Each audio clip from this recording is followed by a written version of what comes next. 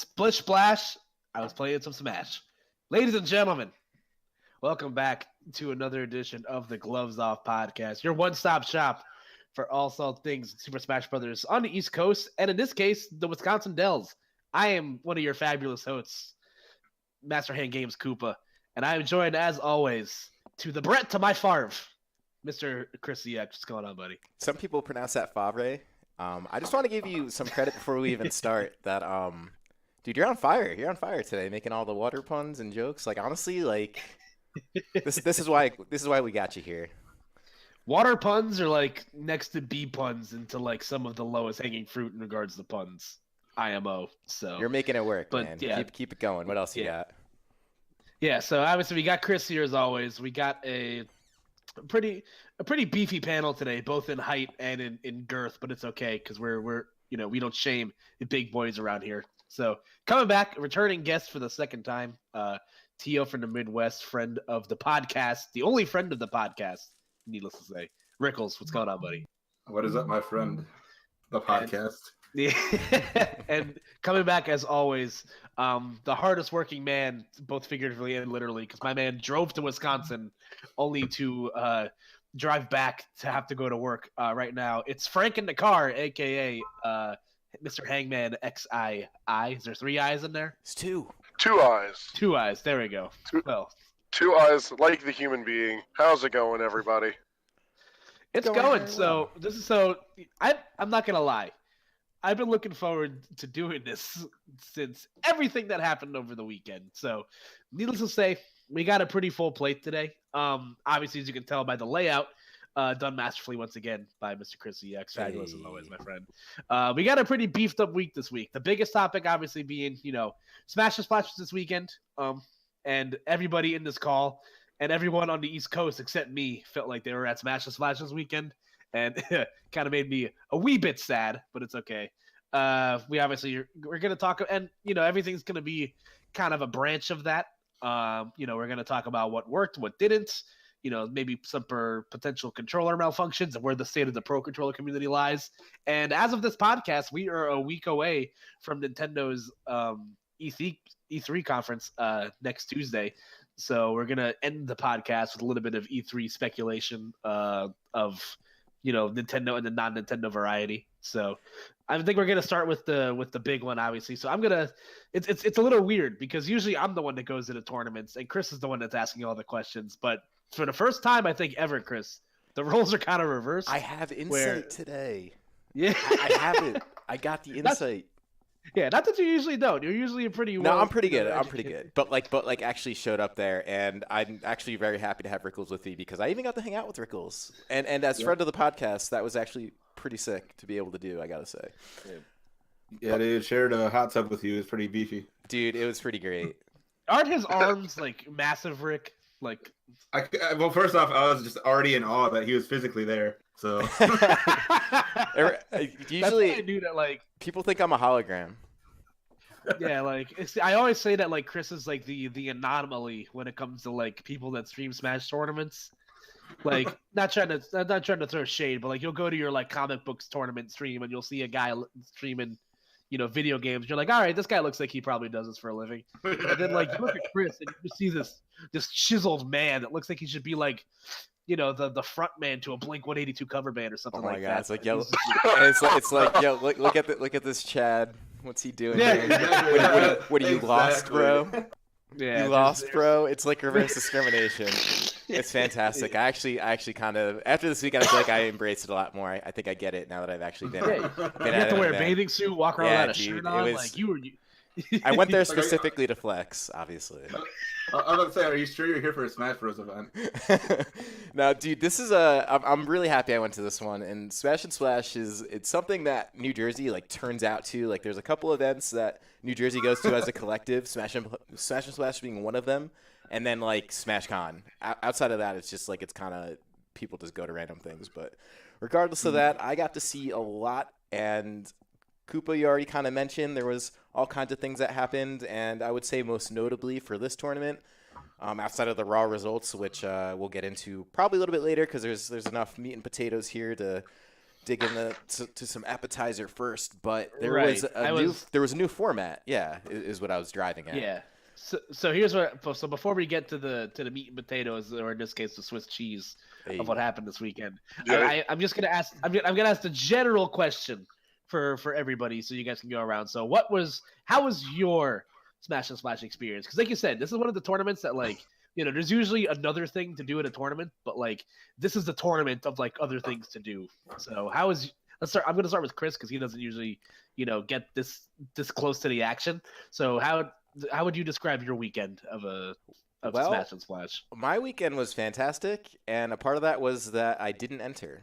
So that allowed me to basically do everything aside from throw one of my days away waiting for the pools to run, which we'll get to in a bit. But aside from that, it was really nice just having like the hotel itself, the Kalahari. In the Wisconsin, or I guess, is the town called the Wisconsin Dells, or is it just the Dells? I think it's the Wisconsin Dells, yeah. That's so weird. The Wisconsin Dells in Wisconsin. It's so weird. Yeah. New York City, New York. I don't know. All right. But yeah, actually, shit. All right. Yeah, you got it. Take his hand, Chris. Yeah. GG's. That's my reaction time. That's a top player right there. Dude, that's like you must probably made Ganon or something. That was a hard read. but regardless, man, honestly, it was really cool being in the hotel of like where the venue was and then the water park. Like the Kalahari had like so many things to do, and then there was stuff within walking distance, so it was really easy to just like get a multitude of experiences all within like a walking distance, which for me was perfect. I didn't really have to think too much as far as like okay, how can I plan out this trip? Fortunately for me, because I was traveling with a lot of New Jersey, that means James. James knows a lot of things, so like I don't really have to think too much. He'll just do like a lot of the planning. But this time, there really wasn't that much planning. Like if I wanted to go eat, I could go walk and do that. There was even a movie theater nearby. There was a water park, like literally in the hotel. So just having everything all together in one and having a multitude of things to do, and plus being able to play Smash as much as I want was pretty nice. And I did, because I don't always get to get friendlies in, but I spent many of my hours mostly doing just that, so that was probably my favorite part.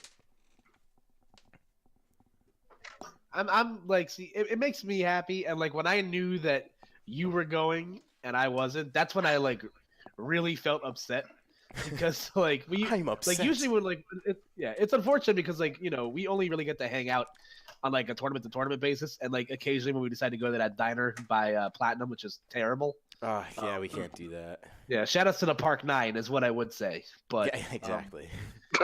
So like usually our like, and it sucks because like I consider you a very good friend of mine, and like most of our hanging outs is like us just like yucking it up at a tournament or whatever. So like it would have been nice to be able to just like hang out with everybody, because that's always like, it's very rare you get like a state roll up that deep, like with like everybody. So or a region at that matter, like a good chunk of the Northeast was there. Sans me, big sad. But let's move to the guy that's semi local-ish to the area. Rickles, how was your Smash and Splash experience? Because you were staff for the tournament. Busy man, right? Yeah, I made it a point to be staff for the event because one, a major thing about me is just like, one, I know how massive Ultimate's going to be, and when we saw that it had 1,600 people just for Ultimate alone and 4,500 people for the entire weekend, we knew we needed like all hands on deck to make sure the event would fly as good as possible. Nice.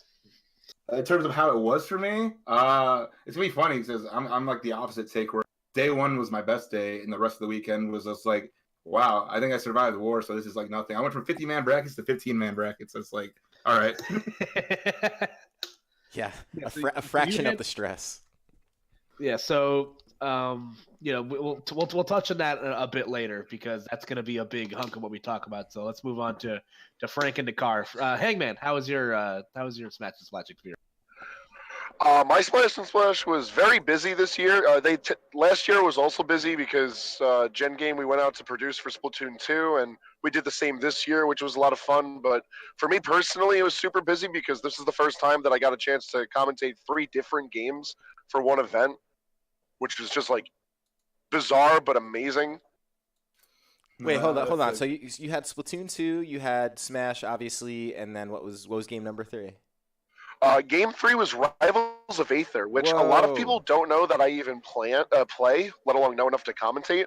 but I've been around with Rivals since like the early beta, and I've played it casually for a super long time, and I've just like gathered info on it for a while.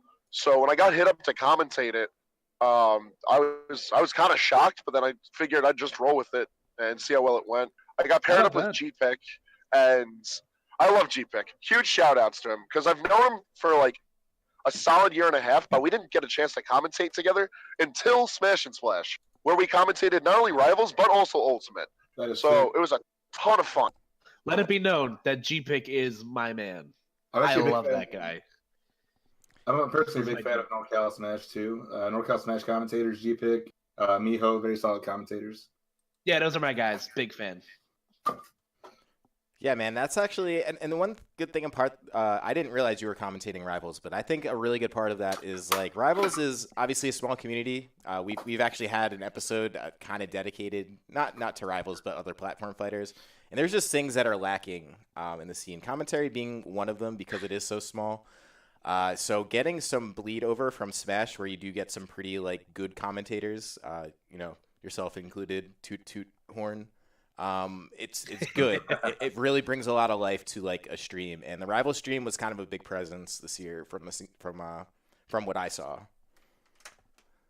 One thing that I like super lucked out on was the fact that every match that I had seen, I think all but one of them had a member of the Tri-State Rivals community within that top 32 end.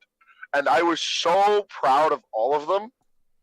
And it was just a lot of fun to watch, because it's like one thing when like you're kind of disconnected from a overall community, but like when your one link to that community is so strong and has such a presence, it just brings out that sense of pride. And if there's anything that anyone can know about Tri-State, it's that we have that regional pride in spades. And I feel like Splash managed to bring that out from all angles. Yeah, dude, we even took first place in Kirby Air Ride, and I think Bryce won Super Mario, the Strikers. We're not gonna talk about Mario Party though. That was devastating. Oh, that's a heartbreak. Didn't Mezzy get second? Yeah, what happened rip. was he was tied forever in stars by a bonus star, so he was gonna win. Then the guy who was in fourth decided to duel second place and just donate a star. Son of a gun, dude. That's like the worst way to lose. That is literally the worst That's way to Mario lose. Party as fuck. That's terrible. See, Yeah. this is my So here's the deal. Here's my stance on Mario Party, and it's why it also ties into why I never want Waluigi to come into Smash, because Waluigi's down B will be chance time, and it'll be the best counter in the game. And you'll chance time somebody, and you'll get your percent swapped. You'll swap percent with stocks. You'll get you'll go from 3 stocks to 1 stock. And that's that. Like I woke up in a fever dream the other day, and I'm like, that's why they'll never put Waluigi in Smash. It's because of chance time. But who won Kirby Air Ride? I actually didn't know that. That's funny. Captain Kozer, man. Oh shit. He's just literally just good at games. I don't know. Kid just gets it somehow. He's like got a good head on his shoulders. yeah. He's like yeah. That's all I got. But Smash- And I know Smash Splash too. Corona got second in. yeah. Corona totally got second in Tekken, which is his Smash- jam. Smash also, they kind of went all out with the overnight tournaments, like all 6 of them. They gave away Chaos Controller, or sorry, that is right? Controller Yeah, Chaos. Good Yeah. controller chaos. Chaos, Smash and Splash custom controllers. So Captain Kozer went home with one of them. Yeah, those are nice controllers too. I'm gonna get a picture of that real quick because pretty nice. Yeah, there it is. It's got all the water effects on it and stuff, Yep. and he got like a little box get with a- it, did I he get- think. Gift basket. Did he get a gift towel? bag, towel trophy. Yeah, towel the towel trophy. says Nice. Kirby Air Ride on it and everything. Like First that. place, 2019. So stuff like this is what made this tournament kind of like as amazing as it was. And I think if you ask the bulk of people who came from it, even myself included, the general reception is going to be like, yeah, the tournament was great.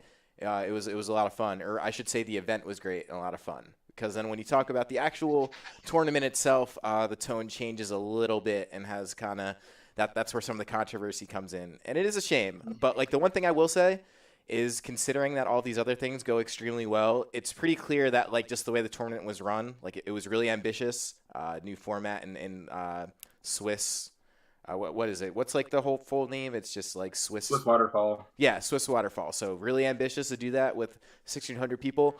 But, honest mistake, I guess, thinking it can work. But I think I kind of just want to jump into it now. So the Swiss Waterfall bracket, there was like a whole video on it trying to explain it. It was still kind of confusing, and it was kind of became clear as the brackets started to go off throughout the day that most people in it were confused. I guess actually, Rickles, I'm gonna let you do this. Like, what would be like your best like quick explanation of waterfall Swiss bracket? All right, I had to quit because I had to do this for a lot of people, and I wanted to understand it myself before I got into captaining it, so I didn't make any mistakes. Mm-hmm. So what we had come down to is we had 32 pools, and all the pools had 49 to 50 players. Let's just say 32 pools of 50 players. Of the 50 players, the 13 players with the best record will advance to day 2. So we're basically going from 1,600 to 416, where 256 start in Division 3, 128 start in Division 2, and then 32, the 1 seeds, would advance to winners top 64. The other 32 spots in the top 64 had to be won through Division 2 and Division 3. Gotcha. So yeah, go ahead. If you get the 1 seed in your pool, that means you get the best record. You probably didn't take an L. But if you went like 5-1, that means you took an L anyway, so it kind of makes sense that you start in losers. And so the 1 seed, Division 1, the next 4 players, Division 2, and the last 8 players, Division 3, and then the remaining 47 or 37 no longer advance. Yeah, so this caused a lot of confusion because basically it goes off of like records where it's just, as you were just explaining, where if you win your first round, you're supposed to play someone who wins their first round within the next round. But the tricky part with all of this is the round 2 after round 1 can't be determined until round 1 is completely finished, meaning that every single match within that round has been played to determine what the second round will be, because the second round doesn't exist until the first round is done. So that was sort of caused several delays, especially the fact that there was 3 streams. Once again, also a little bit ambitious because you just kind of have hold up with matches there to begin with. So with that in mind, what happened was it began to look like a lot of just like open setups, even when there was a ton of people in the venue because you had to wait for the rounds to be done. And then right on cue, as always, in a very large audience environment, Smash GG decides that it doesn't necessarily know how to pair up the brackets exactly correct. So then there were some issues when that happened because then there were some people that kind of played but weren't supposed to play. There was a particular situation where actually one of our New Jersey natives, Adamisk, I believe, made it. He had a perfect pool. I don't know how many games he dropped because this particular bracket format does take into account individual games, not just the entire set. So anyways, he had basically the same record as Louis Money. Yeah, Louis Money. So they were both, I believe, 6-0. And I don't know, they must have dropped the same amount of games. Now, the tricky part is Pelka, who's also very, very good at this game, Snake player, was also in this pool. And he ended up having to play those guys, both of those guys. So he played both guys that were 6-0 in the pool and maybe shouldn't have, but I think Smash GG basically linked it up that way. And the problem with this was this created a tie for that particular pool, which isn't supposed to happen. So they basically had to play a tiebreaker in an extra set, which was kind of confusing because they should have already played once before versus like Pelka playing both of those guys. So then Pelka was basically on the losing end where he then had like the lower division, the Division 3 versus coming out of like Division 1 or 2. Division 2 and 3 basically count as like kind of like losers bracket because like you basically play for a placing or like a seed within the whole first round of pools. And then like once you come out of Division 2, 3, then you're playing for seed within like a regular like double elimination bracket. Like there's a winner of the top of the division and then a loser at the top of the division. And then you work up into the division above that into like the loser side. So it was just basically just stuff that like no one has seen before and probably hasn't been TO'd before. So like when I say it was ambitious because this was about as big of an event you'll ever have for Smash in terms of like raw numbers. Like 1,600 people, that's free PGR S tier. I think 1,200 is what the actual mark is. It's obviously I think so, yeah. Well above correct. that. Mm-hmm. So it was just kind of a lot, but I would venture to say these guys learned a lot. And as I mentioned, the rest of the tournament being as like really great and well presented as it was, you know, honest mistake, so to speak, but it definitely ruffled a lot of feathers. And I think a lot of people felt sort of like cheated in a sense, which is kind of a bad thing to feel or see people feel, quite honestly. And if I'm correct, I think the official Smash and Splash Twitter said that they were going to be like refunding people that were like wrongfully DQ'd from their pools or something like that. Because that was like a huge problem that I heard throughout the weekend too. And like it also falls down to I've been having a lot of time to think about this for the last few days as everything's kind of been coming in as a spectator. And what sucks about this is that like, I've worked with Jash before, and Jash is a fantastic TO. Like he's one of the nicest and like hardest working guys that I've met in the community, and I'm sure he was like very upset when all this was kind of stacking out, because I think there was a problem initially with how the system was doing tiebreakers. Yes. Like the first thing that was like the first initial problem. That and the fact that there's a lot of people in one area, and I'm sure pool captains are very inexperienced, because like Rickles might have gone out and above his way to learn how to run a Swiss bracket, but this kind of falls down to the problem that happened at MomoCon, where you have people that are volunteered and staffed that are running something that they've never run before. So that's kind of the risk you run when you go for a bit of an ambitious setup like this. And I applaud Smash and Flash for being different. But here's the deal: did you run anything other than double elimination, just so the people that go 0-2 or 1-2 have more games to play? Like, and if those people want to play more games, they can enter side events, and that's just like that's. I'm gonna sound like an asshole by saying that, but like, it's kind of the truth, because you run the gamut of like tainting something that was really really good, and thankfully everything ran smoothly afterwards once everything switched over to double elim. But yeah, I don't know. That's just my 2 cents. So this is basically what we were looking at before. This is the case example. So what we're looking at here is a pool that has first place and second place, essentially with the exact same record, same everything. And as you'll see, Louis Money is Division 1, Adamus Division 2. So that's clearly a quirk of Smash GG.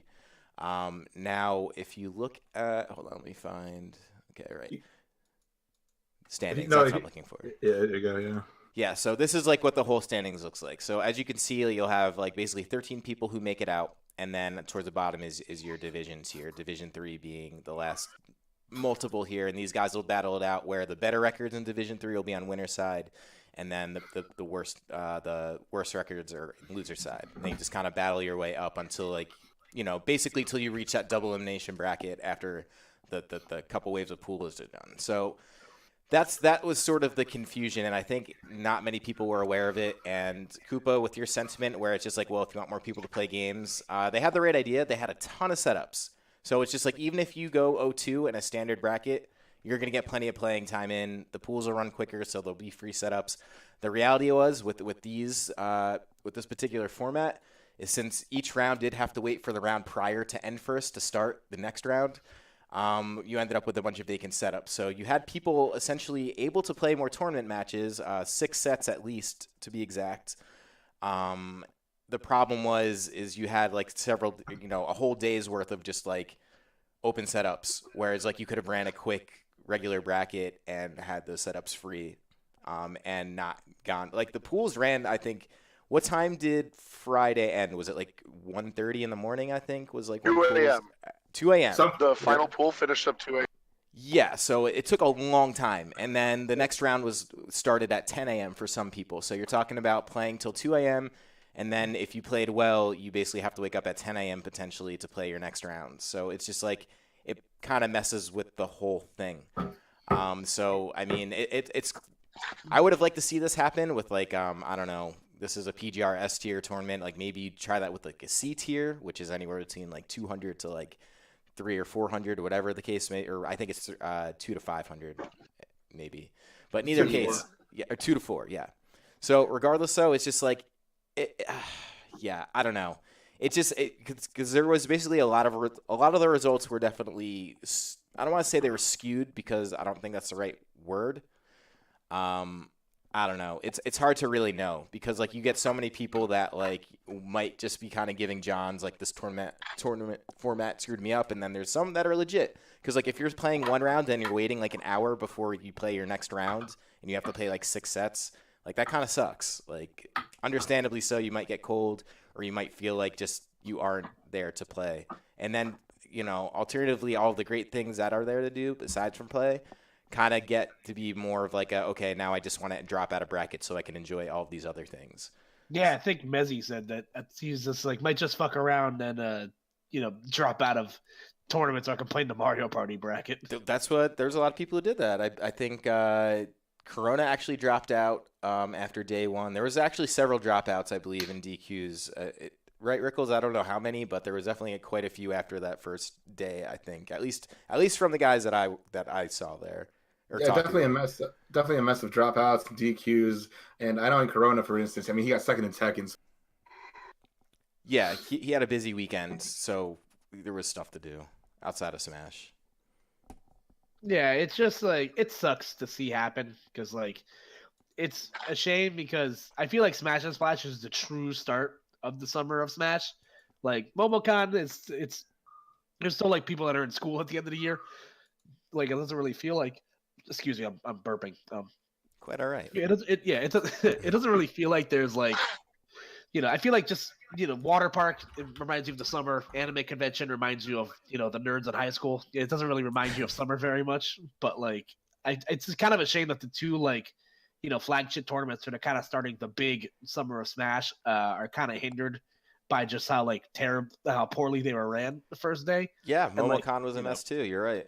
That's totally Yeah. true. So, and But- that I think two people calling for the heads of both these events saying like, hey, like this tournament kind of didn't run that great. It should be stripped of S tier, which opens up a whole nother discussion of like how to rank S tier tournaments versus just like raw attendance. yeah, I think that's a little bit much. I agree. I don't know. As I mentioned, there were definitely some salty people, but that's going to happen even if the tournament runs well, to be entirely honest. But with Tournaments that, of that caliber are just like it's just bound to happen. There's always going to be little hiccups or like hiccups that will go to scale of the event. And even all things considered, no matter how much people had issues with day one, day two, and especially day three seemed to go very smoothly from what I was seeing on the floor. yeah, Because day 2 and day 3 were double elimination. yeah, exactly, man. Like day two, the worst issue that I heard was that Tri-State had to kill Tri-State all over the place. But I mean, that's bound to happen when so many from one region end up going somewhere.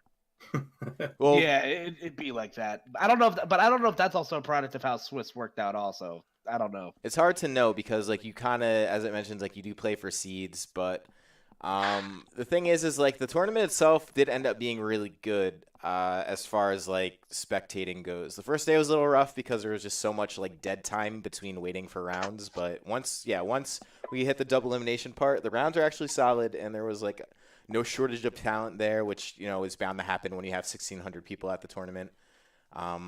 For any of the locals watching this, like New Jersey totally popped off, and that was a whole amazing thing we could talk about in a bit. Tri-State in general popped off, and just like there was just all kinds of. It was kind of nice to see the distinctions between regions. Obviously, Tri-State's obnoxious enough to like make themselves known by yelling things like "you're" and kind of just crowding setups when someone's playing, which is honestly the fun, which is the fun part. And a lot of people just kind of look over and are just like, "Yo, what is happening?" It's Yo, like the picture with Drex, Kamina, and Bankai is like Renaissance era beauty. Oh, no. Dude, yeah, it's really something. No, or that one picture of you guys watching Bankai playing and everybody's faces, like it was like it's like I could put that on the ceiling of the Sistine Chapel, and it'd be beautiful. Shout outs to Honey Baby who took that picture. But yeah, like I feel like Tri-State at like big tournaments is like it's like what you happen when you take like the delightful children from down the lane from Kids Next Door and like put them like multiply them by like 9. It's just like a group of people just moving in one continuous like entity. But yeah, it's very clear. I guess we can kind of transition into the results side of stuff because that's where things really get interesting. Well, actually, before we jump into results, since I'm on Leon's Twitter here, I just want to make a note that this is sort of the presence New Jersey had at this tournament. Why am I not surprised? Dude, 100%. So, like, for anyone unaware, Magister, who is where's Magister from?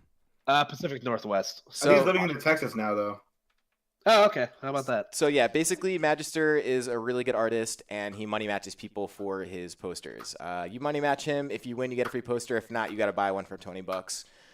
Pretty solid. So anyways, my man only had 10 losses on the entire weekend and like 50 wins, and literally 5 of those losses were New Jersey players straight in a row. It was James, Leon, Biddy, Kozer, and who was the last one? There's someone else, and I just Kozer got a titty poster. yeah, dude, Kozer totally got a titty Yeah. poster. That's my man. Dude, Kozer kind of sauced him up. Like he like two stocked him with like his fox doing crazy stuff. But dude, Magister's Incineroar is insane. But anyways, I just wanted to make that a note because I was just like, dude, we just squatted up and just like went in. I also want to point out that Magister has like an 0-2 record against Riz also. Yo, that's crazy. So, yeah, my man just cannot handle like it would have been funny if Magister was living in like the Pacific Northwest because that's like the only place in the world where they still have full service gas stations. So I feel like it's like a thing. But Magister's like one of my favorite vendors because that guy makes so much money and he's like really good at the game too. Yeah, he's got a smart operation, man. There's no losing in that format for you. Like you either lose 15 cents worth of like print paper or you just get $20 regardless. It's honestly genius and it's really cool because the guy seems super nice. Good quality art too. Just saying. Yeah, man. But I believe you were looking to get in the results, which might be a good time for that because there was some unique stuff this weekend. Yeah, so I guess we could start at the top 8 and kind of work our way down. Which makes sense. So I know Rickles posted a graphic in the chat right here. So looking at this top 8. Even though New Jersey did all of the fucking damage, Long Island was still at the top of the climb. Dude, they definitely were. There was. I gotta point out, my man King X put on his tinfoil hat, and he's like, "Nah, man, there had to be some sort of conspiracy theory to like how nobody from Jersey like made it in the top 8." I'm just like, "Hey, man, don't get me started. Don't get me started. You got 3 VG boot camp streams. New Jersey all blocked out from top 8. It's totally a conspiracy. Run with it, young man. Just joking. The tinfoil hat stays on during sex," says Chris ZX. Just joking. I'm just sad for the boys. Yeah, so obviously, you're kind of looking at things here. I'm not really surprised by the I'd say top 4. Allies kind of been Allies. I think like he has the results of somebody on the bottom half of like the top 10 or top 12 of the PGR would have, like very high highs, but his lows are like 13th, 17th, 9th or stuff like that. So, he came through. Mars obviously continued to be very consistent. Another top 8 placing. I think he got second, third at MomoCon. Mars third at MomoCon, second at Gamo. Second at Gamo, fourth here. So steadily moving down the food chain. I'm sure a little bit farther than he would like, but still good on him. Samsora having another flash in the pan after some. He's been consistent, but he's kind of been having a hard time emulating the success of Genesis. But coming through to second place, and Leo winning back-to-back tournaments with Joker, proving that this character still kind of fucks. Dude, so the thing about this was someone talking about how it's like, okay, Leo uses Ike is broken. Leo uses Wolf is broken. Leo uses Joker's broken. So like it's interesting when you think about it. The dude's clearly just amazing at this game. Yeah, like the skill Leo gap doesn't between even do like the most egregious stuff that Joker can accomplish. He just has such a solid sense of how to play the game that he's really able to do it with any solid character. Yeah, it's kind of wild. But like the crazy thing is that I want to note here, aside from Wizrobe, who won Melee, which we could talk to in a bit, being in top 8 here, which is insane.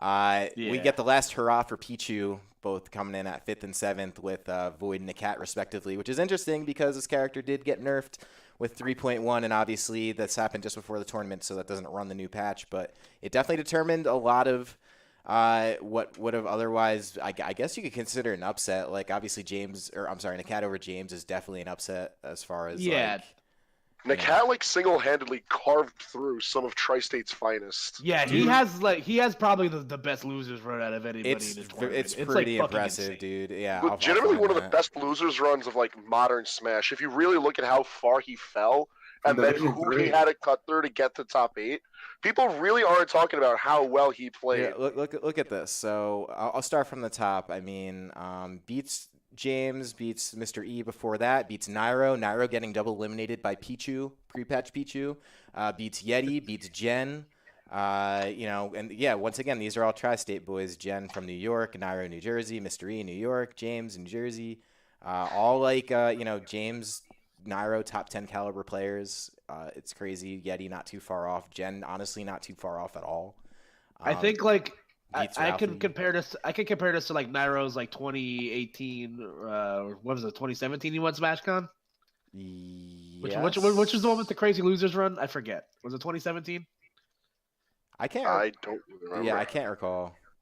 Yeah, But like neither compared case. like looking at losers runs, comparing it to that, that's still probably like the single best losers run of all time. Looking at who Nairo had to go through, but this Yeah. definitely like compares just as close because a little bit of history about Nakat. Like Nakat, there was a time in the beginning of Smash 4 where Nakat was like he was arguably a top 10 player in the world. Like he was a top player in New Jersey. Like he's really, really good. Nakat has some of the best like like I've played other top players before, and I'm by no means a good player, but like I can kind of like hold my own against players that are like pretty good. But like every time I've played Nakat, I've gotten the shit kicked out of me. Like his ability to like convert and like know the ins and outs of a character, he's like his execution and his game speed is absolutely insane. So to see him be able to like break through, because he's been quite one of those players that like after the I'm trying to think like when things kind of started like not working out for him. I want to say it was like around the time where customs became a thing, and he kind of like became out of practice. He wasn't really attending a lot of tournaments, and then he kind of like treaded water for a while. He had to have like good flashes in Japan. I think there was like CEO 2016. He got like 9th place or something like that. There's like plenty of tournaments where he's had like really good showings, but he'll like he'll just kind of like fizzle out, or he'll run into a top player that had the upset bracket. Or something like that, but he put in the work, and obviously the other big story here being Wizrobe, who probably had one of like the best weekends of the tournament. Obviously, we alluded to it earlier. He won Melee, which was insane. I'm still getting Falcon won a super major. The first Falcon to win a super major since 2005. Fun fact. Yeah, dude, in that pop off, I think it was Gimmer said like basically all the frustration of Falcon mains up to this point was like released in that single pop off of his. Like it was also it provided me with a great meme for the last like 3 days. I'm still getting notifications on this fucking tweet. It's pretty grand, but yeah, it's funny. The last Falcon main to actually win a super major, and God, I just love how like abruptly he ends it too. That's the best part, dude, because like it doesn't even look at his face as all that expressive. He's just like yes. Yes, it's always funny when like the super stoic guys like pop off. Yeah. Like this is how I imagine a James pop off would look if James actually like super popped off. I can't imagine still with James pop off. Like I just love how just like abruptly he was like, sorry, lost the happy, but the happy's back. Yeah, pretty crazy, man. And then comes out in top 8's ultimate, and I'm actually gonna look and see what his run was. It had to have been good. So he beats Tweak 3-1, which was huge. And also shout out to Gons for also beating Tweak. Yeah. Tweak had his typical top player like eating shit for a weekend tournament. I think he was like one of the few players that kind of didn't have that for a while. Like he's been pretty consistent all season, but he kind of had his coming back to Jesus moment where he kind of like, fell from grace a little bit. But so I have the bracket up right now. Hold on. Yeah, I got his run basically. He beat Wizrobe. Yep. He beat Leet, who Leet had himself quite the weekend. Nobody talks about how well he did. He's With another default one. brawler. Yeah, that's crazy. So I think just really quickly touching on Leet, I think he had Wadi's bracket where Wadi was not able to attend due to health reasons, but my man still had to like win his pool and beat Black Twins, and Black Twins is like the best player in Ontario, and he's been a very consistent force in Canada for years, so that's definitely nothing to scoff at. Like he had to beat people with default fucking me brawler, which is like it's like it's the epitome of like sticking the square peg into the round hole. Like that can't like default me brawler is like very, very hard to work with. And he's still putting a lot of work, and people kind of disrespected my man a bit, but still he got 17th, and that's like the best performance for me brawler of all time. You can't complain when you lose to I mean Wizrobe is obviously like a Smash veteran. He's like the best jack of all trades probably of all time. I would say now modern day Mewtwo King, but now that Mewtwo King isn't Mewtwo King anymore. Actually he is, but you know what I mean. Yeah, and seeing Mewtwo King so excited about Wizrobe like winning everything, like that made me that warmed my heart in a place I didn't think I could have warmth. Like that was very, very sweet. Yeah, definitely. I think Mewtwo King even I think it was after Gobble, he's like, Melee doesn't need me to like survive or like be exciting anymore. And like it's kind of that harsh reality where it's just like, you know, you see B2K kind of taking that step back into being kind of more of like, I'm trying to find a good expression. He's just trying to be like the sensei, or whatever, to Wizrow's Padawan. Yeah, man. I mean, Star Wars. Yeah, it's almost like when you become a coach when you can't, like, not that you can't play, but like, in traditional sports when you become too old and physically unable to play, that's when coaching happens. So. Or you become a commentator. Yeah, that's true. Or like a talk show host with yeah, I don't know. It was a Michael Strahan reference, but no one yeah, or you host Fear Factor, or you do any number of things. Maybe a game show for some people. I don't know. Yeah, but Wizrobe had quite the run. So after he beat Elite, he lost to Ally, I'm pretty sure. And then he had to beat Scat. Yeah, he beat Scat, who actually placed really well. I'm actually almost a little surprised at how well he placed because I believe Scat got, what was it, ninth? Yeah, he got ninth place among the ranks of James, Light, and Leon. So Leon, and Scat's been another one of those guys where like you haven't heard his name in a while. He's always been like very, very good, but he was another one of those guys that kind of took a step back to be like, the coach. You take a bit of a coaching role, but let's be real. Like he probably should have lost against Zach. Like Zach had to confirm. It's just that we're playing in a 3.0 world where 3.1 Bayonetta probably would have won that match. But a wise man once said, "We take those." Hell yeah, but man. Yeah, definitely a good performance from him. And obviously, you see the rest of the tri-state area kind of filling out that top. That top 16 range where James, unfortunately, back-to-back ninth place finishes. I'm sure he wasn't too pleased about that. Was not thrilled. No, I can definitely say he's not thrilled, but I still stand by my stance where James is like, top. I feel like if he got like top 8 here, he would have like definitely been in the conversation for top 10. I think he's definitely one of those guys on the fringe right now, like from the 8 to like 12 range. But still, ninth place out of how many people were there is 16, a lot. 100. Yeah. And then you Light kind of have another one of those, missing another top 8. I think this is he missed it at MomoCon, and I think I'm trying to think what it was at before that. He hasn't made a top 8 in a minute, is what I'm trying to get at. Having some problems. And who let Bowser all the way up there? Get down there. You're gonna hurt yourself. Dude, crazy. Nobody stopped him. Yeah. No one stopped him. And the crazy part is Leon had that bit of a breakout at Suplex City now a couple months ago where he beat Nairo, and that was within New Jersey. So I think a lot of people were just like, oh wow, this is pretty crazy. Like, got this guy from New Jersey beats Nairo, and tournament New Jersey, nuts, upset. And then now he's gone to another state and proved that he is a top 10 placer. So that's definitely significant, and I think he's kind of firmly put himself as the best Bowser.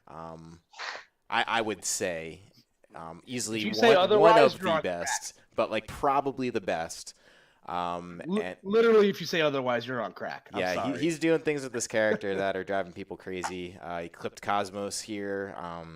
Poor Cosmos. Cosmos. Dude, poor Cosmos getting. Is that what we're gonna call that? Dude, that shield break was awful. But like, so there's that, and then actually I kind of feel bad for Cosmos because he got clipped by James like the week before at Gommel, or 2 weeks before at Gommel. Listen, Cosmos had to do his weekly service of donating a PGR win to Tri-State. I'm saying. Who's got him next week? Yeah, I don't know. Yeah, Koopa. Come through. But yeah, that was really, really fun to watch. And I said about it on Twitter. I spoke to the heavens about, and we talk about all the time on this podcast how great the story of Leon is. Like, it's a real great like feel good American story you can get behind, of this kid that kind of scrapped his way onto the 15th of a 15th man PR. Mostly from local results, and kind of blossoming, and not having a great start to this game either. He was having a bit of a character crisis, but has since found a home back with Bowser, and he's been absolutely a pleasure to watch. And I'm really happy he did so well this weekend. And also Gons, like, beating the number 1 player in the world is not an easy feat, because Tweak was obviously in contention for that spot. I don't think. I'm trying to think. I don't think Yeah, I don't think he's ever been in a position to beat like the #1 player in the world in a tournament Well, before. this is Gon's best placing probably by far outside of like Royal Flush and Smash 4, but I would say this is probably a little bit more of an epic run than that. I mean, Gon's and Gon's won the pre-local, by the way, or the 128. That's what did him, man. That's what cursed him. You never win the pre-tournament. And he's 6'1" Black Twins there too, and then beat him in bracket here. But in my hotel room, yeah. Dude, it's crazy. So yeah, I mean, Gon's had Seth, Black Twins, Tweak, Gact, Sam, Yeti. Dude, he kind of. This is actually so ML. You're saying that. So you're saying Black Twins. Imagine Black Twins having to play Gons. Black Twins. They play 4 sets. They play 4 sets. Black Twins and Gons. Yeah. And Black Twins win a combined like 2 and like 11 against Gons. What's crazy is Gons actually almost dropped this set against Scat really early on too. It was like last stock, last hit, and this was one of those moments where like literally the entire tri-state was standing behind Gons, and poor Scat was just sitting there trying to get through the set. And dude, it makes a difference because Gons, to be honest with you, lost that set. As far as like playing goes, he was not playing well. And then like just ended up capitalizing on some of the Scat's misnomers or mistakes rather. And the thing is like when you have that many people behind you and you're feeling that sort of like rush of people cheering for someone else, like that stuff does mess with you, man. That's a whole like energy exchange there. Like it's crazy, but it makes a difference. And Gons goes on to get 13th place here, which is pretty amazing. You know, again, amongst the ranks of Captain Zach, Cosmos, Mr. E, who also had an amazing day. Mr. E, 13th. Yeah, 13th, which I would consider at a tournament like this is pretty amazing. Yes. Yeah, I'm trying to see who he. Yeah, so Mr. E, beats Louis Money, Myron, which is a pretty big win, and this is once again pre-patch before all this delicious Olimar nerfs kick in. Actually takes on Magister. Beats Schwapple, one of the old NJ legends. Yeah, he got through. Shout out to Schwapple for getting 13th in Dragon Ball Fighters this weekend. Dude, he actually placed not bad in Smash. I think he got like 65th or something, and he didn't even play day 2, so he just literally dropped. He's like, I don't feel like playing. That sounds about right. Okay. Shout out to Adam. Yeah, and then so I kind of want to go back mentioning Nairo also taking a bit of a hit to pre-patch, double eliminated by Pichu. Definitely a rough day. It be like that, man. Yeah, he was definitely a little frustrated from according to Twitter, but it happens, man. Yeah, I mean, it sucks when you're a top player and this is your livelihood, like, and you go through these stretches where you're getting these positions, these placings that don't pay the bills and don't pay the sponsors.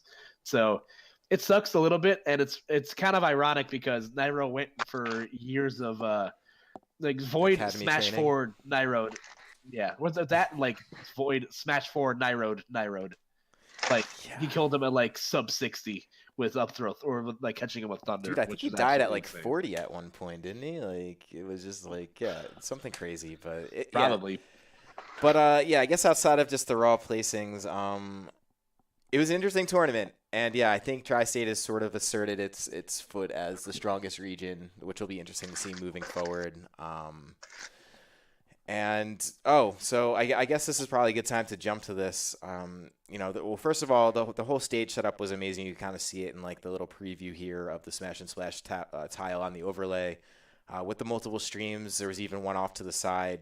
But the thing about these complex stream setups, and now you have wireless controllers on setups, I want to bring this topic up because I now have seen it come up a couple times. We've seen it plenty around here because James complains about his controller every tournament, and it sounds like a John. Oh, so I could actually voice off on this because I've spoken with this with RJ on numerous occasions and why this happens. So the Nintendo Pro controller, the firmware for it and how it like utilizes Bluetooth is the same type that majority of wireless technology uses nowadays.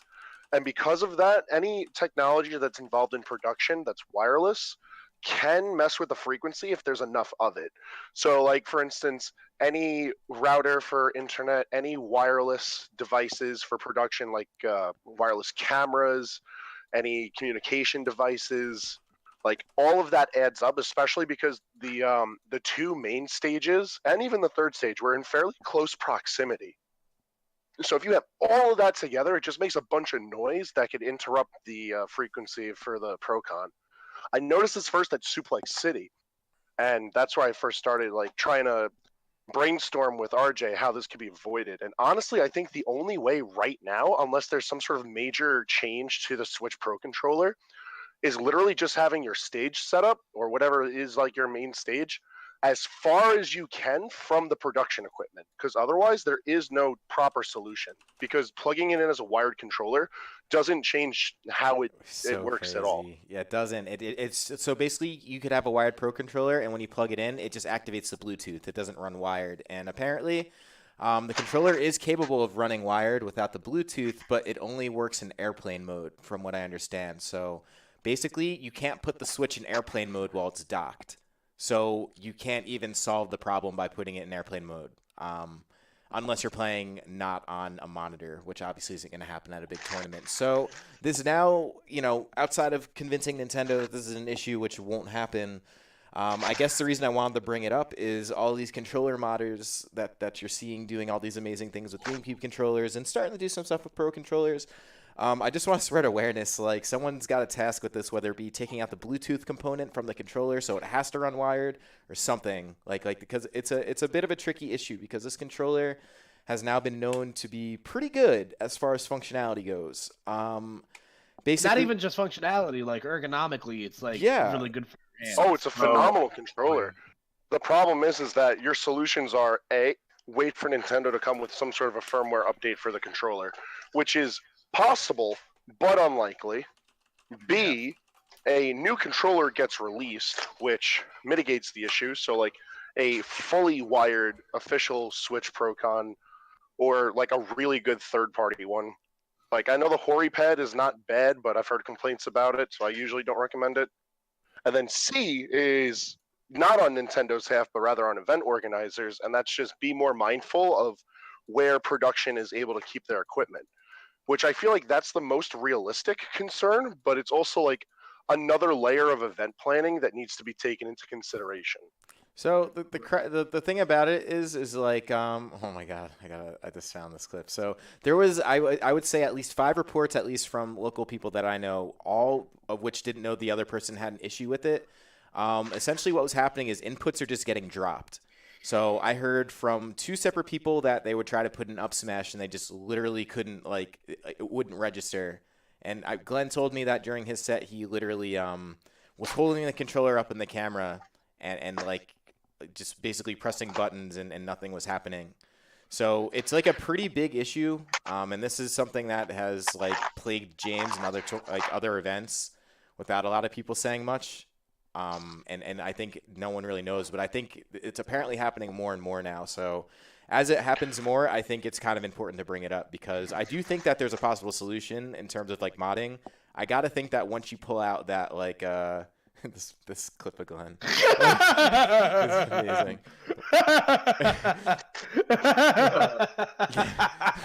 Yeah, but like if you pull out the Bluetooth component, that was pretty good. If you pull out the Bluetooth component, like I think it has to run wired. Otherwise, the other solution, being airplane mode, isn't possible unless there was a firmware switch, which I can't imagine Nintendo making the docked Switch basically be able to put in airplane mode, because it wouldn't make sense, I guess. But it also seems like a weird lock to put on there, I gotta say. But yeah, so if you guys know modders, or if you are a modder, please consider working on this one, because I think it might be as simple as just pulling out the Bluetooth mod. Yeah. But yeah, I felt like I had to bring this up, because it's changed lives in terms of like people playing and having their hands not be destroyed. There are small murmurs on the wind of this being an issue with every event, because I heard people complaining about this at Frostbite. I heard it as recent as MomoCon, and I don't think there's going to be a solution anytime soon unless more people speak up louder about it. Yeah, we'll make it. We'll make our own. We'll make our own controller. We'll call it the Joe controller. See, I'm a Pro controller user. Day 0, I picked it up because of how it felt. It's quite an amazing controller. I played GameCube and Smash 4, but immediately played Ultimate Pro Controller. And, like, not only was the GAN boost, but the control itself, like, hey, I'm doing a lot better. I'm playing a lot better. If there's anything I had issue with, is sticks as well. Like sometimes I get drift issues, whatever. But the connectivity issues have been popping up recently. I dropped 2 tournament sets where I just tried to recover and my inputs would not come out, so I could not up B or snap the ledge. So it was a very unfortunate situation. And I actually just spoke with at Smash and Splash about the Pro Controller for a long while. I was sitting next to Gak, the only Japanese Ultimate player that showed up. And we talked for a little. That's crazy. We talked about it for a little while. He's like, "Wow, you use Pro Controller?" I'm like, "Yeah, since Ultimate started." I personally love it. Like, what do you think? He's like, "Yeah, we like it a lot, but less and less people are starting in Japan to use the Pro Controller specifically for these reasons of the connectivity issues. Like, the controller is great, but even in Japan, the numbers are going down because it's very frustrating."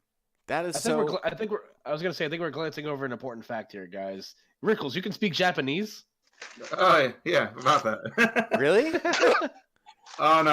I'd be a fat liar if I said. I was like, whoa. Gak's English is actually really solid, and also he had a translation thing on his phone. Oh, that makes sense. That's smart. I'm actually kind of shocked he's the only Japanese player that showed up. Yeah, to For 1,700, Ultimate. 1,600 people, yeah. For Ultimate at least, yeah. That's still like surprising. Quite honestly. Yeah. I guess when you bring up Wisconsin to Japan, they're just like, what's that? Yeah. Exactly. It's like you typically see Japan come in more in numbers for sure too. There was whispers of like Abadango and others coming, but and it was for Ultimate, and he did okay, but I'm sure he wanted to do a lot more. Yeah, they'll try to no, they'll like see him walk around in the water park in like designer jeans, because like the Japanese always come so well dressed. Yeah. Dude, you got a style. In America, absolutely. I got a lot of respect for Gak, though. For one, leaving your own country to go to this major to play a game that you love, but this just shows that there's like really no language barrier when it comes to this game. We're all playing the same game. We're all playing our controllers, and it's sick. It is kind of funny. Might just fuck around and go to America by myself. Yeah, dude, it's a shame. I want this controller to be like I don't know. It is good. Maybe they'll do something. I want to believe, but I just want to make. I'm really like dead set on making it just like an awareness thing, because I think obviously the more people know about it, the more it comes up, the more likely a possible solution is. So that's why I basically added it in. I was gonna say it's gonna take either like the hands of our own or like the hands of Nintendo to fix something about this. Yeah, and it seems like an issue that can be fixed. It just needs to be fixed. If anybody can fix it, Evil can fix it. Because Evil's the only person that I've seen successfully be able to work on these Pro Controllers and like. Yo, let me tell you about Evil's controllers, because I've had to go on a quest to get mine from him. So let me preface this with big shout outs to him, because the controller I got was beautiful and it works amazingly. But getting the controller was such a hassle, because I gave him the controller in Gommel. So this journey starts in Canada. I had to leave before he could finish it. So then he gives the controller to Godfident, because he knew that Godfident was going to be at SNS. And I swear, Godfident was like the only person who every time he was somewhere, I wasn't, and vice versa.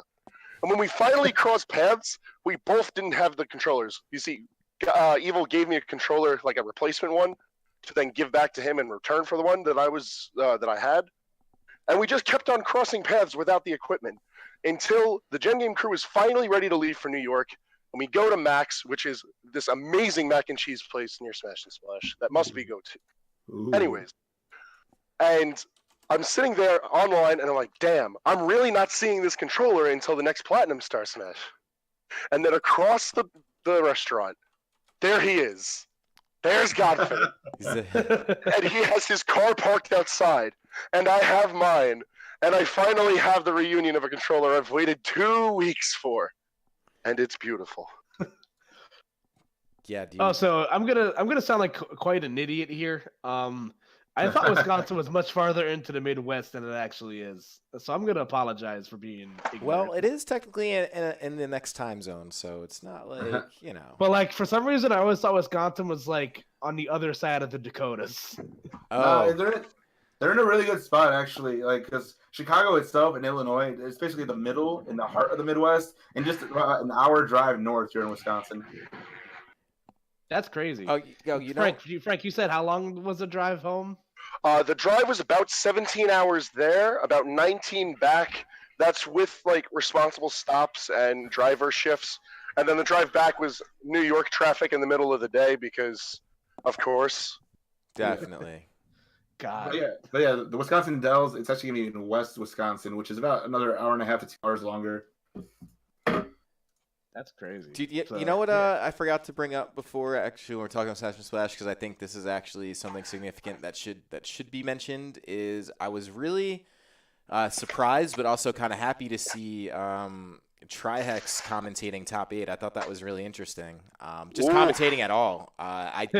Like you don't think of, obviously, like Trihex does stream a lot of things. He's kind of known for speed running. He's known for the try hard emote, obviously, which is his face and quite iconic as far as Twitch goes. But yeah, so he had himself slated for several commentary blocks, and I found that really interesting because Trihex is someone who has his own basically his own following on Twitch. It's pretty good. I mean, the guy's pretty popular streamer, and he has some history in Smash.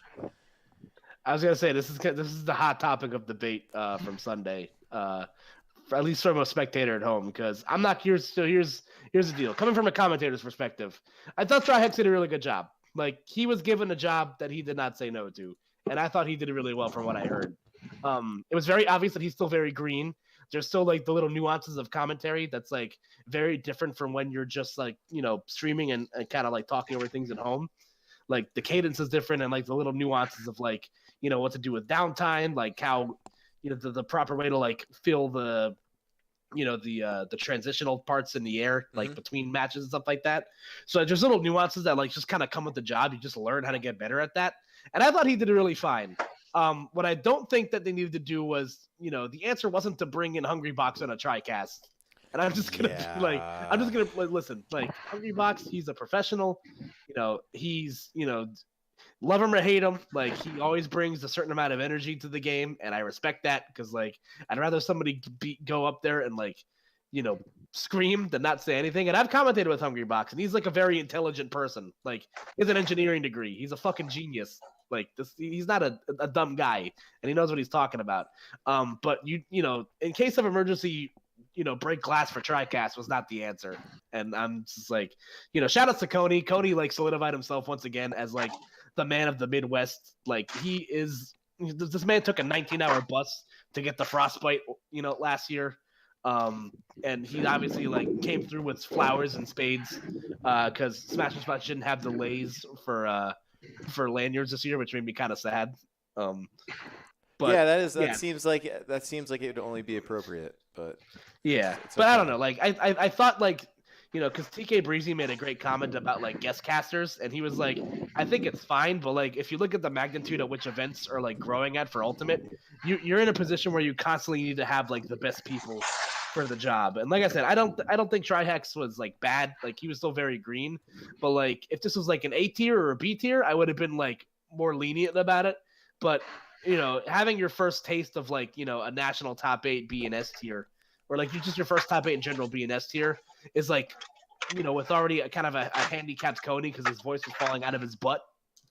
So there's a lot to take in there. I think we could classify this under the ambitious umbrella that the waterfall Swiss bracket was run. I think it was ambitious, and I think I get the rationale because you're getting a whole different audience and kind of pulling in some different viewers and get a little personality on things. But as you mentioned, you got some high level play and maybe some context that could be found within it between just players and stuff. And this isn't a bad thing, but maybe Trihex isn't necessarily the most knowledgeable on community stuff. I actually really am interested to go back and listen to some of his sets just to hear how good or not good it is, because I just didn't get to hear it in the venue. Yeah, but he wasn't hiding anything that, like, when he didn't know something, he'd ask a question, and like, I applaud that than rather him like pretending that he doesn't like know anything.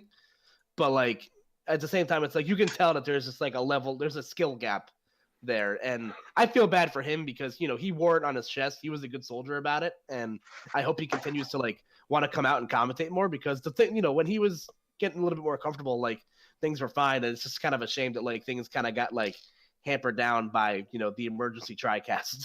Yeah, I think the note to take away from it wasn't so much what he was saying or doing wrong, but the facts that Trihex really didn't get that much of an opportunity to do much during the top 8, and especially during the top 4. I think it was really clear that he wasn't in his element.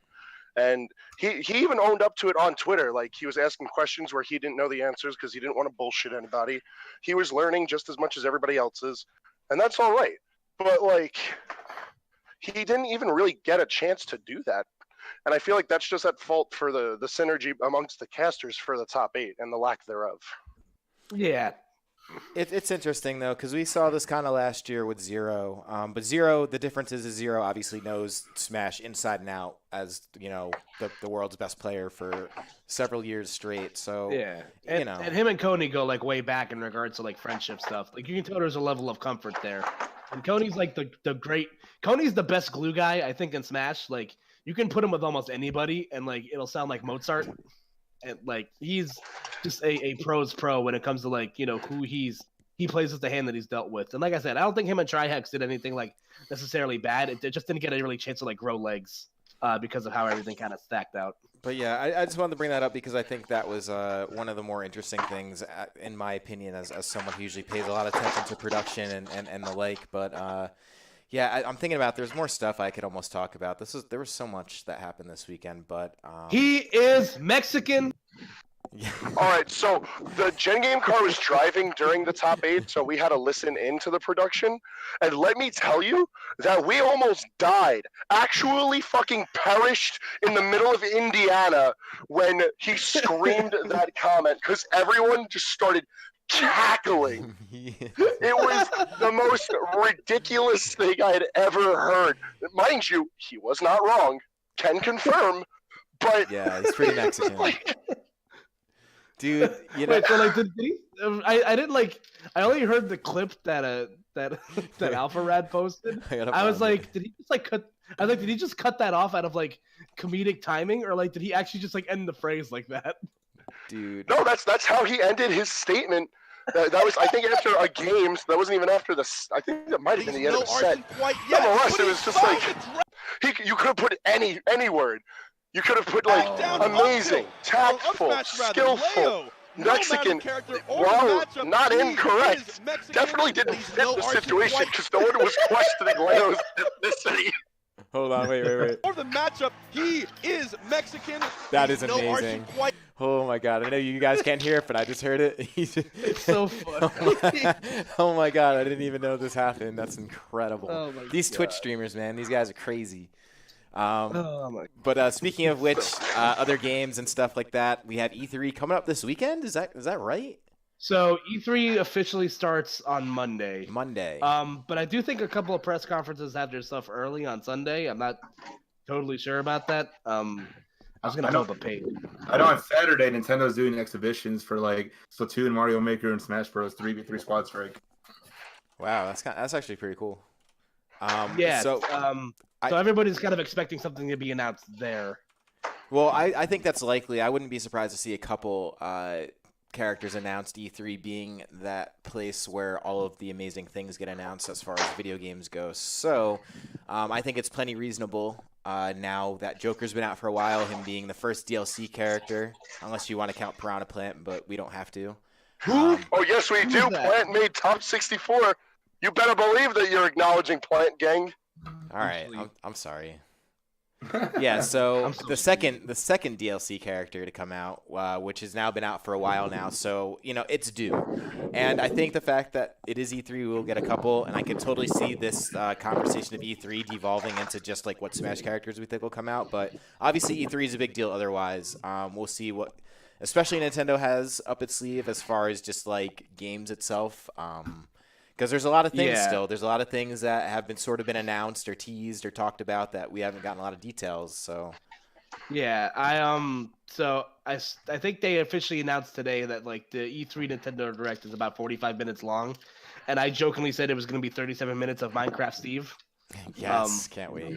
Yeah, so I think I was listening to another podcast that did something similar to this, where they said that if Nintendo just like they were like, hypothetically speaking, if Nintendo like shadow dropped the DLC character like the day of E3, if they release they'd have to release like a character like one DLC character every like 2 months to like meet the February 2020 deadline or something like that. So I think it's like no like the way that I think they're gonna do it is that they're gonna give us like they're gonna show us one DLC character that's like, oh, this character is gonna come out in like August or something like that.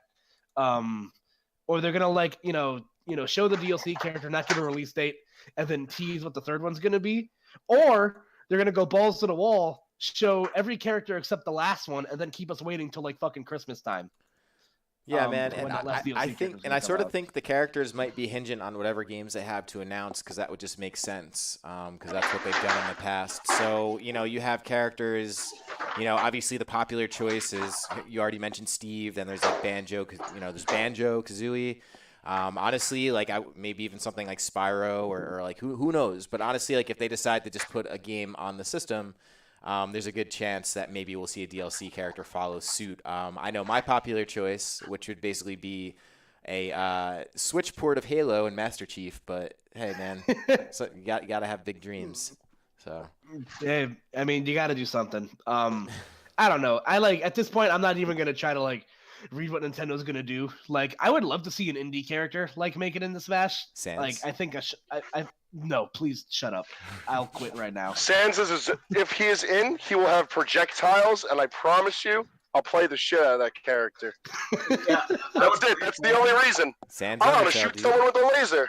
I would play Sans. I would main Hollow Knight. Yo, Hollow There Knight you would go. actually be 100%. amazing. You know, Hundred- there's a character that like I know I woke up in the middle of the night in another fever dream. And I was like, You know this you character would be gotta really that. cool for Smash.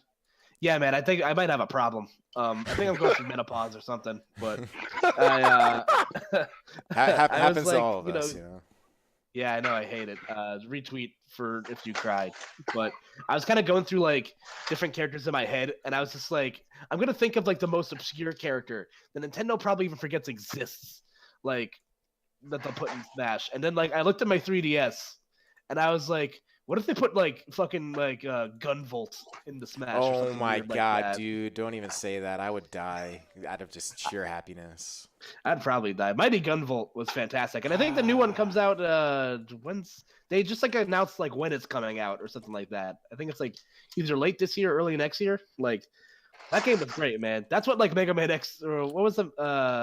Mega So Man Mighty X? Number 9 is X- what you're thinking, and yeah, that game should have been this game. It's so incredible, but in either case, man, I also think an indie rep would be.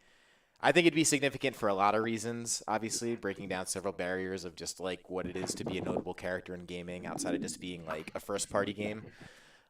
But like, yeah, so I don't know. It's hard to know what to really expect. I just know that there's other things as far as like just like the whole Fire Emblem game that's coming out. Like, I wouldn't be surprised to see more stuff about that. Obviously the new Pokemon games, which have their own direct. Tomorrow, actually. Is Tomorrow it, morning.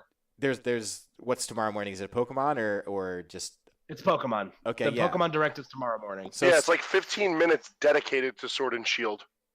all right. So then maybe Oh, there won't be too much Pokemon. Just getting it out of the way, which I'm all on board for. Quite I would honestly. also take like 15 minutes of Junichi Masuda using the shirt generator for the Pokemon shirts that are coming out. Holy shit, yes.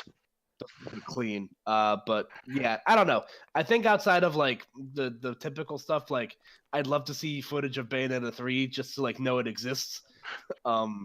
I'd love maybe like an update on Prime 4 because I'm sure there's not going to be much footage I hope.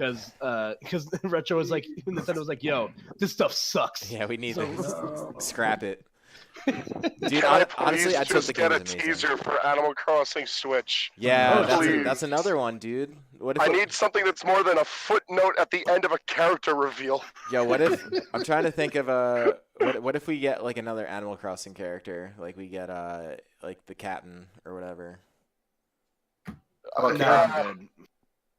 I don't know. Listen, I want to I talk was about. already perplexingly pleased with Isabel being added, but like, I just need Animal Crossing for Switch, man. It becomes the new Fire Emblem where we get like 7 Animal Crossing reps, and they all Yeah, have Timmy- they all have the same bears and fairs.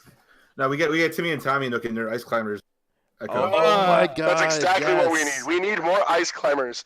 Which, by the way, I was speaking with who was I speaking with?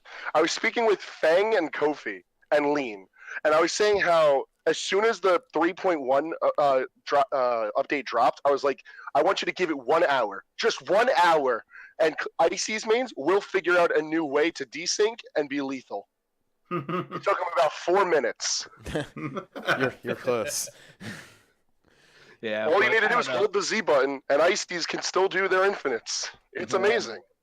These characters are fucking cockroaches, man. They're just not gonna die. Dudes, and then I've heard murmurs of the Xbox 2, which I got to tell you, I guess that's what it's called. I think that's what it's called. Which is I'm not going to make any comments as to why that's ridiculous.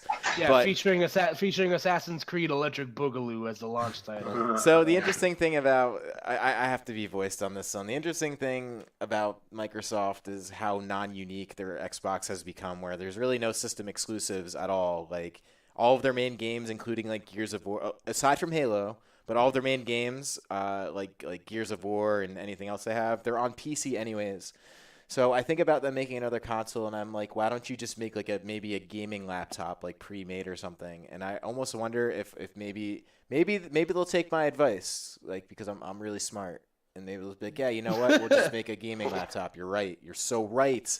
You can play all these things online. If it makes you feel any better or worse, Halo is on PC. So, but the thing is Halo 1 is. The other Master Chief Collection isn't released yet, but it will be on PC. Yet.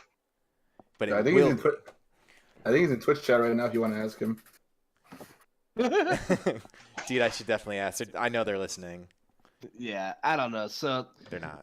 I think Microsoft, like, this is kind of like they've had like a really good press conference. Like they've had like some of the best conferences out of like the big three for the last like few years. But it's one of those things where it's just like none of this is gonna make me want to buy an Xbox. Like that's just like the sheer fact of it because I can just get it on PC. So I feel like this is really the year for them to kind of like come through with exclusive stuff to kind of make me give a shit because Sony doesn't have a press conference at all, to my knowledge. Which is a good move considering last year all they did was have an orchestral performance. Yeah, and honestly, they had ambience. And if you guys want to watch the Death Stranding like trailer again, that's probably all you would get. This trailer's so weird, man. I love it. I love it. What's this baby, dude? The baby is a baby, but like you wear him. Yeah, he's baby. Yeah, like you just get him. You're Norman Reedus, and then you just get him like that baby. Norman Reedus and the funky fetus. It's so good. There's teleporting rain terrorists and a motorcycle. Dude, it's basically Breath of the Wilds. Basically, more with more babies. I think Kojima was just like having like a really bad acid trip. He's like, I got it. Babies except with Amazon delivery packages. So I'm interested. I'm definitely interested to see if we're going to see more games this E3 where they basically feature an actual actor because, especially PlayStation, I guess I don't have a press conference, but like they seem to really like the theatrical games, like the Uncharted's, obviously like Death Stranding, Metal Gears, where it's like you play for like an hour and then you watch like 2 hours worth of cutscene. And I'm just curious to see how much more of that we'll see, if any, of this E3. I want to say we definitely will, since I think people are really into the whole like let's get interactive media more of a shot, so you kind of bridge the gap between movies and games. But yeah, because you look at something like the Black Mirror movie on Netflix, like that was very well received. And I actually read something last week that Netflix said they're going to have an announcement at E3, which kind of scares me. Oh, buddy, that's a little scary. The NFC anime, it's happening. Netflix for Smash. Stop. Yes. We're gonna get the. Do I have to rebuy it every month? Yes, of course. Yeah, I can't wait to play as the guy that fucked the pig in Black Mirror in Smash. Yeah, but if there's like any other footnotes of things that I'm looking forward to, I'm actually like this is the first time I think ever I'm looking forward to the Squeenix conference because like Square Enix's press conference is like usually the biggest waste of my time like ever because it's just them recycling trailers that Sony showed like the day earlier. I hope we get to see Kingdom Hearts 3 this year. It'll really surprise me. Didn't they announce DLC for that game? They announced Critical Mode, which I think came out to like no critical success. Hey, Dude, it's gonna be like Mass Effect 3 where it just like was terrible, and then they're like, "Well, wait, we made a new ending, and you guys could just download it for free." Actually, yeah, and, there is like a true ending thing. I think is supposed to come out, but everyone I know who's super hyped for KH3 has like withered and died away now that it's released. Sounds about yeah, right. that's so sad because If people there's waited one years, thing- but yeah. The one thing I'm looking forward to is what I was actually talking to my coworker at work about it. I'm like, man, I really hope like Square Enix shows something about that Avengers game they said they were making. And then like an hour later, they dropped a tweet. They're just like, tune in for our press conference on Monday, where we will show exclusive footage for Marvel's Avengers on from Square Enix. And I'm like, thank you, God. So I'm out of like the things that aren't Nintendo. I'm looking forward to that. I'm looking forward to Ubisoft showing me Just Dance and Aisha Tyler saying "fuck" for over an hour. Yes. And I'm looking forward to whatever Devolver Digital decides to throw down my throat Sunday night. If it's anything like last year's performance, I'm quite honestly expecting them to just kill someone live on stage. Yeah, that's maybe. I just Like- want to like inject last year's press conference into my veins. They had such a good press conference last year. It was so bizarre. And I don't remember any games they announced, but it was really fun. Yeah, that was wild, man. That was really weird. Yeah, Yeah. but I think Nintendo's the last press conference to go on Tuesday. So, come next Tuesday night, we will see what the hubbub's about, and I'm very excited. Like, you know, regardless of like what's Smash and what's not, like it's just always fun around E3 time because it gives you an excuse to be excited about something. So I'm pumped, and I'm already muting all my group chats a week early because I don't want anybody fucking ruining anything for me. Yeah, So. that's the tech. But yeah, I don't know if you guys have any more thoughts on E3, but it is getting to be about that time for the evening. And the funny thing is, I feel like I still have so many more things I could talk about. But Yeah, like we didn't even get to talk about the fact that 3.1 came out and like what that means. For a bunch of Yeah. characters. They removed Olimar from the game and they added Ken. And Diddy Kong is back.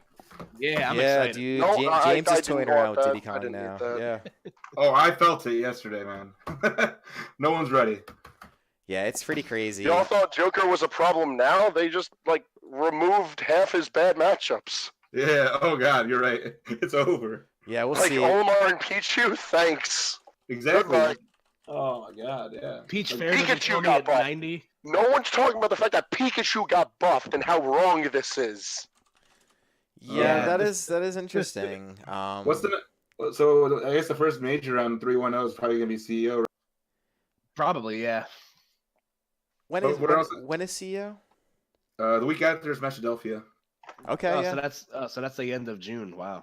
Wow, is there that big of a gap? I feel like I'm surprised.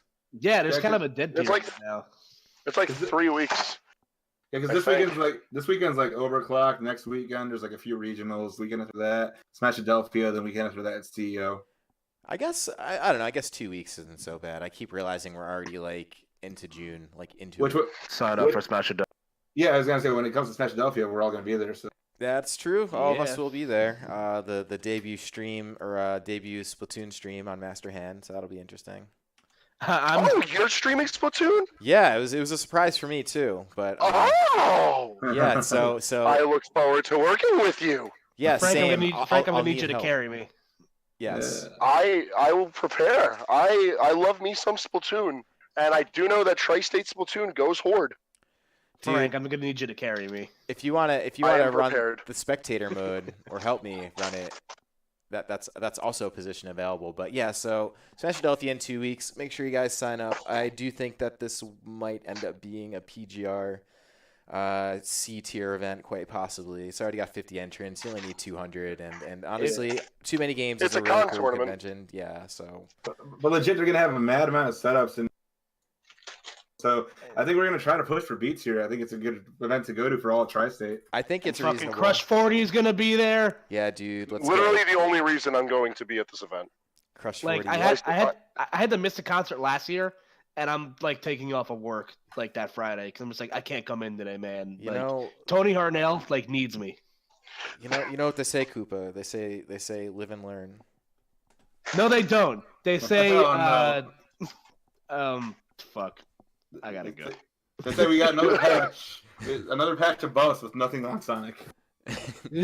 Yeah, that sucks. That character. say, "Where's I that think someone needs to rebrand. rebrand the Buff the Puff meter to be like Buff Sonic Wen. Bionic the Sonic. Bonic the Sonic. Yeah, like I don't know, man. I'm gonna hold out hope one day because like Maybe the it'll. the Shotos were just as toxic, or Ryu was, at least in my opinion, like just as toxic and polarizing as Sonic was. Yo, So- maybe when Shadow gets released, they'll announce the Sonic All right. buffs. I'm just saying, if it means taking on that fucking clown motherfucker from Knights as a DLC character, Oh my god, I'll- that'd be for Sonic to amazing. get better, I'll take it. Yeah, that's actually kind of sick. Please, Well, please, yeah, that's let's get Knights. yeah, dude. We are expecting another Sega DLC character, so. Give me Billy Hatcher or Riot. Oh, this is actual effects. Let's go. Ooh, Billy Hatcher. cuckoo. Yeah, dude. There's so many possibilities, but I guess in just one short week, we'll know at least a couple of them. So. Yeah, not like I don't want to set anything in stone, but that's probably going to be the big crux of what we talk about next week. On top of Overclock, which is also this weekend. So. And Platinum Star, just gonna throw that out there. New Jersey did just That's break out true. of this last tournament, kind of a thing. I'm saying, yeah, we're in a good spot right now. The summer's going to be a lot of fun. So, Chris, I actually have a name for this end of the segment that we usually do at the end of the podcast. We give away our shout outs. Oh yeah, what's the new name? Let's call it so we constantly use the expression "gotta sweat" in the expression of at least in our local circles we use that term a lot. So I was thinking like sweaters of the week, like people that sweat the most. The weekly perspiration. Yeah, the perspiration award for the week. Yeah, dude. There's a lot of awards this week that can go out. So are you trying to start off? Yeah, I'll start off so nobody can steal my fucking stuff this week. So the obvious choice, obviously, is to Wizrobe. Obviously, like so I'll go that direction because we didn't really get to talk about it much. But like we said, Wizrobe winning Melee, having a 2-0 record over Hungrybox after he kind of took a hiatus from tournaments. Again, it's the first major tournament for a Falcon main since 2005. Like back when Isaiah won and was still actively competing. This is also the first time I learned, if for all you Melee fans out there, that Captain Falcon won a major tournament, and both Chudat and Dreffen got top 16. That's both weird. those guys are old. Both those guys are old as fuck. So for you old school Melee fans out there, also shout outs to Dreffen for making it in the Summit. But yeah, What actually makes it more insane is that Wizrobe had to deal with 2 Swiss pools. Wow. yo, true, that's crazy. So basically, this man has really good endurance playing all the Smash Brothers games. That's really He's cool. fluent. He's fluent in Swiss. Is what we're trying to say. So, yeah. So I'm gonna stick to the local boys. I mean, the easy answer for me is to shout out Leon, but quite honestly, I'm gonna kind of be cheesy and give a shout out to both him and James. James coming off of a huge run. I mean, the guy. I know it's 9th place, and I know he's not happy with it, but gets 9th this week, gets 9th last week at Momocon was last week, correct? So Yes. he's been on the road traveling for like a month straight. Because Rickles, he was actually just in your neck of the woods. What was it, about a month ago, I believe, where he won your regional. Exactly 1 month ago, and I've seen James also at Gauntlet. So I'm seeing a lot of James, and I'm not complaining. Yeah, dude. I mean, so he's constantly turning up. I mean, if he's not getting top 8 or if he's not winning the tournament, he's getting 9th. So big shout out to him. I know we give him a lot of praises as it is, but he definitely deserves it. And then Leon, I mean, we talked about this a lot earlier, but the dude's putting Bowser on the map. Great story, barely getting PR'd as number 15 at the end of Smash 4 when no one really cared, and coming out and basically, he's now 6th in New Jersey. Like, he's literally a beast. So it was really cool to see that. Who should I pass to first? I think I will pass to Hangman, because while we're talking about top 8 and the boys, I bet you got a couple in there you want to shout out. I do. Shout outs to DeBuzz once again, hard carrying New York and Long Island. He made a comment on Twitter recently about how after getting, 7th he placed at SNS? 5th? Yeah, he's not satisfied, which is understandable, and proceeds to say that LI ain't shit, which to an extent is true. And I think everyone should take this as motivation where if someone at the top doesn't feel like he's preparing enough, everyone else should also have the drive to improve further. Like, it really never ends. And I feel as Tri-State is one of the most competitive regions, like, everyone should always have that inspiration to go Horde. So big ups to him for placing well, but not placing well enough. That's a weird thing to say to someone. Yeah, it's weird, but I mean, the Buzz is he's I don't know. The man's super solid and super clutch. We'll see what happens after the patch, but he's got a few characters. Even if Omar's up smash isn't the busted anymore. But Rickles, I want to hear who your shout-outs are because I bet you probably got a good one that I'm totally not thinking of. I mean, absolutely. I got a handful because it's been a hell of a week and a hell of a weekend. First off, the very top of the Smash and Splash team, for one, just being able to be one of the few leaders to say, I was wrong. Like, we wronged you. Here's a refund. Here's free entry to next year. And it's just like, it means a lot because you know they're doing it for the right reasons. Mm-hmm. So shout outs to the head of Smash and Splash for not only not giving up and hosting an amazing tournament year after year, but going into the next year saying, hey, we messed up. We want you back. Here's free entry to next year. Also, for the people asking for round robin pools in that reply, you're all on fucking crack. Yeah, you trust me, you don't want that. But that is all. Next most, there's like a TO staff of like 150 people. So shout outs to my team personally, the Hit Point Tournaments team. We ran the overnight games. We captained a lot of the Swiss pools. We were on those chairs shouting and yelling, ending your friendlies, whatever. We needed to move the bracket so it wouldn't be 3 hours late instead of 2 hours late. Whatever. Shout outs to my team. Shout outs to the 150 TO staff. Shout outs to New England, which were a big part of that staff. Jash, the ultimate TO, and all the other games because there was like 20 games there. Like I can't thank the whole staff. But shout out to the Smash and Splash staff, the Hit Point Tournaments team that weekend, and I guess that's the big ones. That's it. Yeah. Yeah, man, those are pretty good. And just to drive the point home. I remember. Oh, what do you got? Sorry. Oh yeah. And then shout outs to Tri-State for adopting me as one of their own in the hot tub. All that's left is for me to actually show up. I just got to show up, and that's the last piece of the puzzle.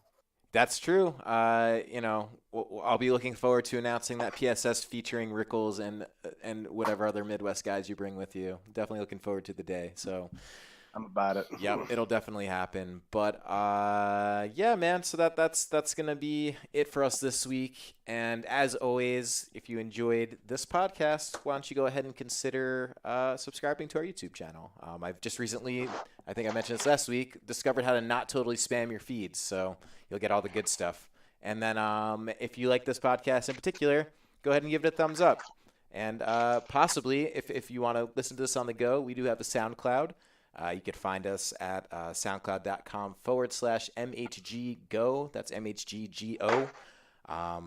So you could listen to us there and save your data at the same time. If you're looking to follow any of us on Twitter, you could definitely follow the podcast by following the Masterhand Gaming Twitter. That's at Masterhand Games. You could follow myself at CSantoZX.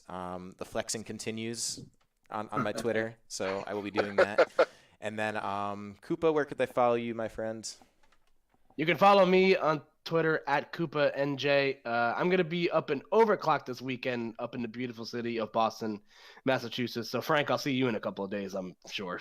Indeed. I will be joining you at Overclocked Ult 2, assuming Reggie doesn't, flat leave us. Because if not, I'm going to have to figure out a way to, swim to Boston. Yeah, Reggie's going to end up going to Waterbury, Pennsylvania. No. Time, so. We're on a quest to find all the places that Ajax and Chavo don't live. Yeah, but hopefully to see you there. Do you guys want to keep up with me there?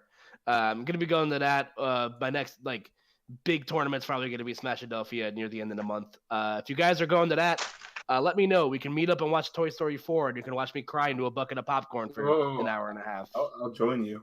This sounds like fun. I'm about it. Yeah, dude, real sad boy hours. I could get on board for that. But, all right, guys. While we're plugging Tri-State events, yes. Come out to Smash the Paramount on Long Island. It's not at Aeon, but it's on Long Island. It's June 15th, and we just got another wave of players to announce with it, including Tweak, Ally, and Anti. Ooh. And Paris, who keeps on forgetting that he was already coming to this event, but Light is also going to be there if he remembers the day of. Rickles, you got anything you want to plug too? Yeah, actually, to add on to that, if you're in the Midwest that weekend, There's in Michigan, run by Ori, my personal favorite TO in the Midwest, man. He's a monster, a machine. He does everything right. I love every one of his. I love every one of his events, man. Ori and Gucci, they're the dream team. But yeah, June 15th, they're running the brand new series for Ultimate called Guardian, and they're doing a tri-state invasion. So it's going to feature Shoyo, James, Jen, Utopian, Ray, and Ralphie. So if you're in the Midwest, you want to see Michigan, you want to see tri-state, and you want to see me, I'm bringing up a carpool with like Seth and Ned and stuff. Come through. Dude, James traveling again. When is that? June 15th. June 15th. All right. Yeah, I guess that's totally. That's awesome, man. All right. So yeah. And this is something like if you guys are still listening to this point, make sure you start following the Midwest a little bit, because they're a region that also has some pretty good structure. Thanks to your boy Rickles here. By the way, you could follow him at I am Rickles on Twitter.